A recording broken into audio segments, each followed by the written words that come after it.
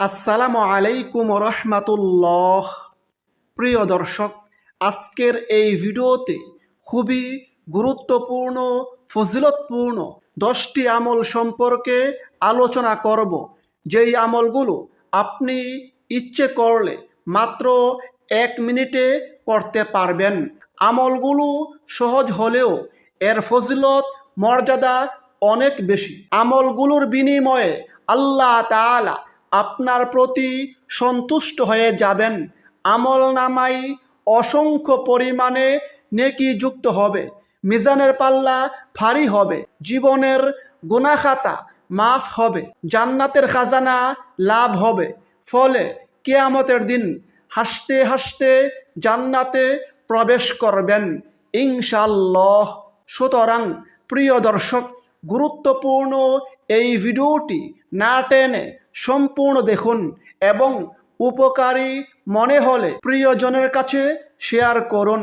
আর আপনি যদি আমাদের চ্যানেলের নতুন দর্শক হয়ে থাকেন তাহলে চ্যানেলটি সাবস্ক্রাইব করে পাশের বেল আইকনটি অল নোটিফিকেশন করে রাখুন, যেন পরবর্তী ভিডিওগুলো সহজেই পেয়ে যান।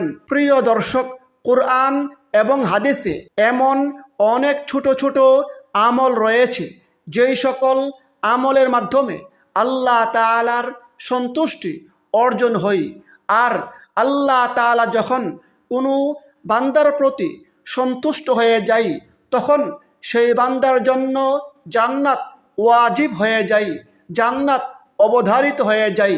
আল্লাহ তাআলা পবিত্র কোরআনে বলেন, যারা ঈমান আনে ও নেক কাজ করে তাদের জন্য আছে নিয়ামতে ভরা জান্নাত, সেখানে তারা চিরস্থায়ী হবে। আল্লাহর প্রতিশ্রুতি সত্য, তিনি পরাক্রমশালী প্রজ্ঞাময়ী। সূরা লুকমান আয়াত 8-9। আল্লাহ তাআলা পবিত্র কোরআনের অন্য স্থানে বলেন, নিশ্চয়ই যারা ঈমান এনেছে এবং নেক আমল করেছে তাদের মেহমানদারির জন্য রয়েছে জান্নাতুল ফিরদাউস। সুবহানাল্লাহ। সূরা কাহফ আয়াত 107। তাছাড়া প্রিয় দর্শক, এই সকল নেক আমলের মাধ্যমে জীবনে কল্যাণ আসে, উত্তম জীবন লাভ হয়। এ প্রসঙ্গে আল্লাহ তাআলা ওয়াদা করে পবিত্র কোরআনে বলেন, মুমিন পুরুষ ও নারীর মধ্যে যে কেউ সৎ কাজ করবে তাকে আমি নিশ্চয়ই আনন্দময়ী জীবন দান করব এবং তাদেরকে তাদের কৃতকর্মের শ্রেষ্ঠ পুরস্কার দান করব। সুবহানাল্লাহ। সূরা নাহাল আয়াত 97। প্রিয় দর্শক, এবার আসুন গুরুত্বপূর্ণ ফজিলতপূর্ণ সহজ 10টি আমল সম্পর্কে জানিয়ে দেই, যেই আমলগুলো মাত্র 1 মিনিটে করা যায়। 1 নম্বর, সুবহানাল্লাহ 100 বার পড়া যায়। সুবহানাল্লাহ খুবই গুরুত্বপূর্ণ ফজিলতপূর্ণ একটি জিকির। জিকিরটি মাত্র 2 শব্দ, কিন্তু তার গুরুত্ব ও ফজিলত অনেক বেশি। সুবহানাল্লাহর ফজিলত প্রসঙ্গে হাদিসে রয়েছে, হযরত সাদ ইবনে আবি ওয়াক্কাস রাদিয়াল্লাহু আনহু বলেন, একবার আমরা নবীজির কাছে বসা ছিলাম, তখন নবীজি আমাদেরকে উদ্দেশ্য করে বললেন, তোমাদের কোনো ব্যক্তি প্রত্যেক দিন 1000 নেকি অর্জন করতে সক্ষম হবে কি?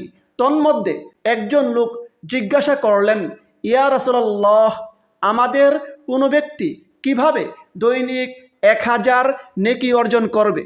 জবাবে নবীজি বললেন, যদি সে ব্যক্তি 100 বার সুবহানাল্লাহ পড়ে তাহলে তার আমল নামাই 1000 নেকি লেখা হবে, অথবা তার আমল নামা থেকে 1000 গুনাহ মাফ করা হবে। সুবহানাল্লাহ। 2 নম্বর, আলহামদুলিল্লাহ 100 বার পড়া যায়। হাদিসে রয়েছে, নবীজি বলেছেন, আলহামদুলিল্লাহ মিজানের পাল্লাকে ভারী করে দেই এবং তা সর্বোত্তম দোয়া। সুবহানাল্লাহ। 3 নম্বর, লা ইলাহা ইল্লাল্লাহ 100 বার পড়া যায়। হাদিসে রয়েছে, নবীজি বলেছেন, লা ইলাহা ইল্লাল্লাহ হচ্ছে সর্বোত্তম জিকির। সুবহানাল্লাহ। অপর হাদিসে প্রিয় নবী বলেন, যে ব্যক্তি খালেস অন্তরে একনিষ্ঠভাবে লা ইলাহা ইল্লাল্লাহ বলবে, সে ব্যক্তি জান্নাতে প্রবেশ করবে। সুবহানাল্লাহ।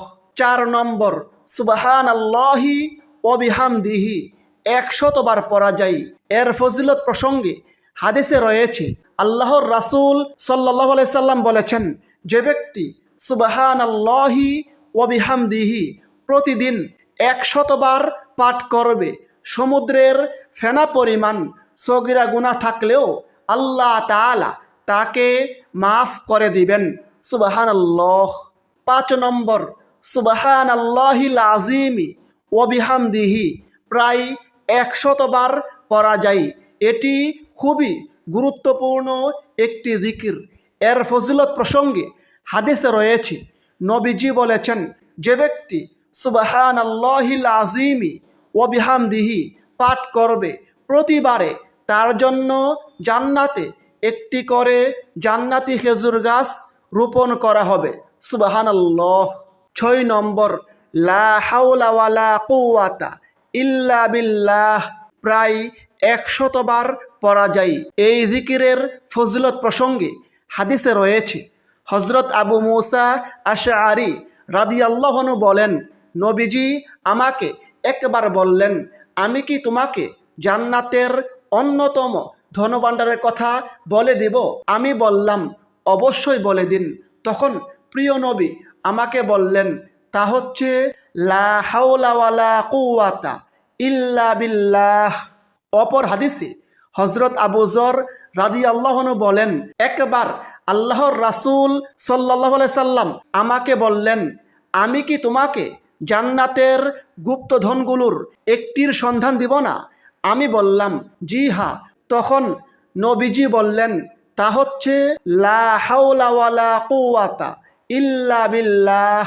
অপর হাদিসে হযরত হাজিম ইবনে হারমালা রাদিয়াল্লাহু আনহু বলেন, একবার নবীজি আমাকে ডেকে বললেন, হে হাজিম, তুমি অধিক সংখ্যায় লা হাওলা ওয়ালা কুওয়াতা ইল্লা বিল্লাহ এই বাক্যটি পড়ো, কেননা তা হচ্ছে জান্নাতের গুপ্তধন।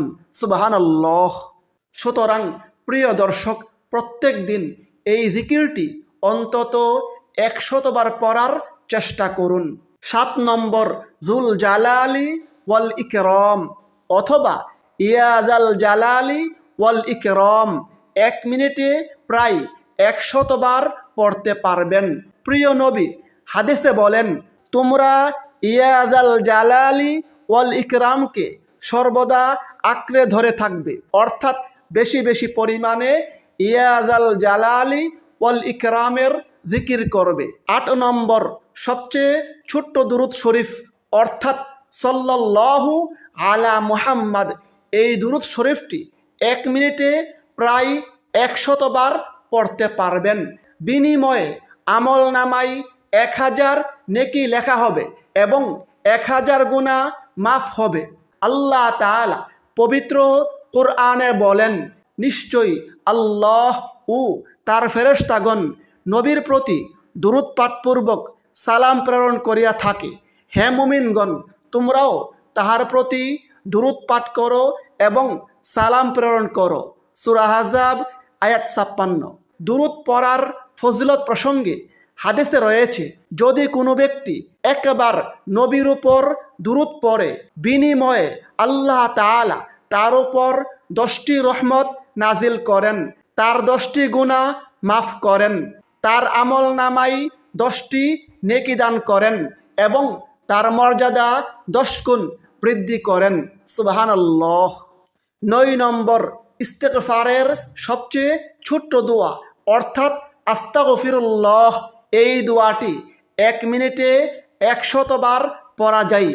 ইস্তেগফার খুবই দামি আমল, খুবই গুরুত্বপূর্ণ ফজিলতপূর্ণ আমল।